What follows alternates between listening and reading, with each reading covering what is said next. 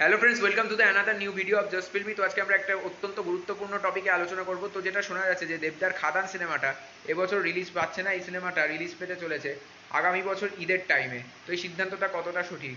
দেখো, প্রথমত এই সিনেমার মাধ্যমে দেবদার একটা হিউজ কামব্যাক হতে চলেছে কমার্শিয়াল জনরায়। তো প্রোডাকশন হাউস নিশ্চয়ই চাইবে না কোনো রকম ভুল ত্রুটি রেখে এই সিনেমাটাকে রিলিজ দিতে, কারণ বর্তমানে কমার্শিয়াল সিনেমা অন্যান্য রিজিয়নে অত্যন্ত ডেভেলপ হয়েছে। আর এই খাদান সিনেমাটাতে যেহেতু একজন বড় স্টার অ্যাভেলেবেল রয়েছেন, তো প্রোডাকশন হাউস অবশ্যই চাইবে যে একটা হিউজ গ্র্যান্ডারে একটা অন্যরকম স্টাইলে দেবদাকে প্রেজেন্ট করতে এই সিনেমায়।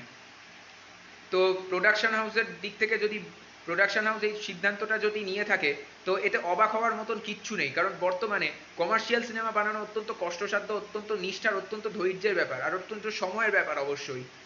কারণ আমরা যদি রিসেন্টলি রিলিজ পাওয়া কমার্শিয়াল সিনেমাগুলোর দিকে তাকাই, তাহলে রাবণ বলি, চেঙ্গিস বলি, মির্জা বলি, এই সিনেমাগুলো অত্যন্ত বেশি সময় ধরে শ্যুট করা হয়েছে, অত্যন্ত যত্নের সাথে।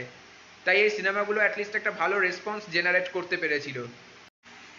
আরেকটা দিকে যদি আমরা তাকাই, তাহলে দেবদা এখন লোকসভা ভোটের প্রচারের কাজে বিজি আছেন, আর সেই জন্য এখন দেবদা এই সিনেমা শ্যুট করতে পারছেন না।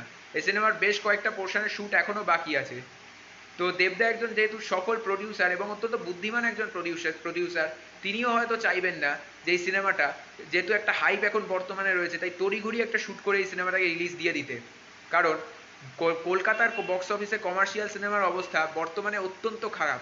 তাই দেবদা অবশ্যই চাইবেন না যে তাড়াতাড়ি করে শ্যুট করে এই সিনেমাটাকে রিলিজ দিয়ে দিই।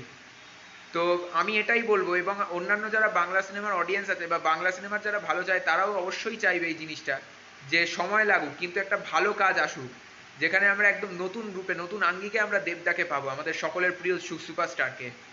তো এটাই বলার ছিল, আর কিছু বলবো না। তো তো ভিডিওটা ভালো লাগলে অবশ্যই তোমরা লাইক করে দিও, আর চ্যানেলটাকে সাবস্ক্রাইব করে পাশের বেল আইকনটা বাজিয়ে দিও ডং করে। আর হ্যাঁ, তো তোমাদের কি মনে হয়, এই সিদ্ধান্তটা কি সঠিক না সিদ্ধান্তটা ভুল? তোমাদের কি মনে হচ্ছে সেটা অবশ্যই আমাদেরকে কমেন্ট করে জানাও। ততক্ষণে টেক কেয়ার, বাই।